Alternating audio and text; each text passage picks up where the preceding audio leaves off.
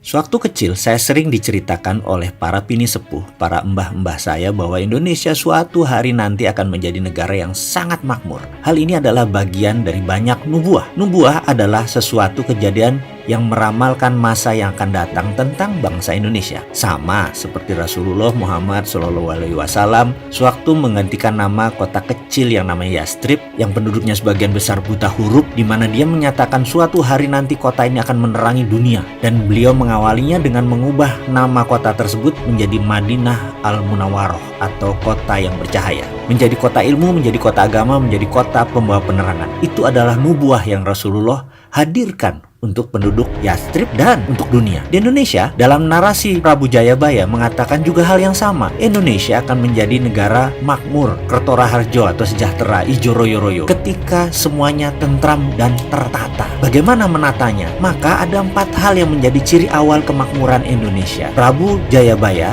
menyatakan, 1. Yen wis ono kreto tompo jaran, atau kelak jika ada kereta tanpa kuda atau motor atau mobil, tentunya harus buatan Indonesia 100%. Kemudian nomor 2, tanah Jawa kalungan wesi atau pulau Jawa berkalung besi, artinya tersambung semua rel kereta api dan jalan raya secara keseluruhan, dan tentunya sekali lagi semuanya harus merupakan karya anak bangsa. Kemudian kali hilang kedunge, sungai kehilangan lubuk, artinya semua jadi waduk di mana-mana untuk pengairan dan tenaga listrik. Terakhir, pasar hilang kumandang, artinya pasar hilang suaranya. Ini semua karena menjadi digital. 3 dari 4 hal itu sudah mendekati kejadian, dan terakhir kata-kata pasar hilang suaranya itu pasar apa?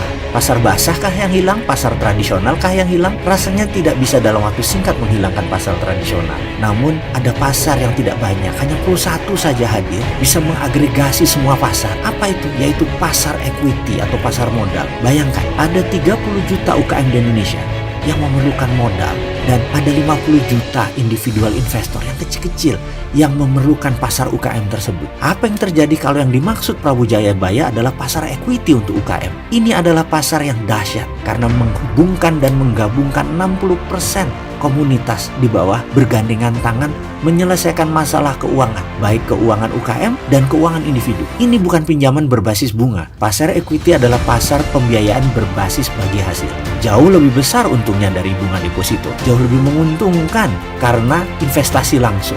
Dari 30 juta UKM, 10% layak dibiayai, alias ada 3 juta bidang usaha yang sangat layak dibiayai. Jadi, kalau ada aplikasi digital equity crowdfunding atau platform urun dana, maka ramalan Jayabaya tadi akan terbukti. Indonesia akan makmur. Untuk itu, dengan segala kerendahan hati, kami dari Santara mengucapkan selamat bergabung ke dalam gerakan ekonomi bersama, gerakan ekonomi berjamaah, gerakan ekonomi urun dana, di mana saat ini Santara telah resmi mendapat izin dari OJK sebagai satu-satunya perusahaan penyelenggara equity crowdfunding di Indonesia, satu-satunya platform urun dana berizin resmi. Terima kasih atas segala dukungan dan kepercayaan sahabat semua. Terima kasih kepada regulator, terima kasih kepada OJK, dan sekali lagi selamat buat Anda semua. Bersama ini kami umumkan Sabda Agung Serat Kemakmuran bahwa Santara siap melayani sahabat semua mulai hari ini. Santara, equity crowdfunding pertama berlisensi OJK. Saya secara pribadi dan kami semua mengajak Anda untuk ikut bersama-sama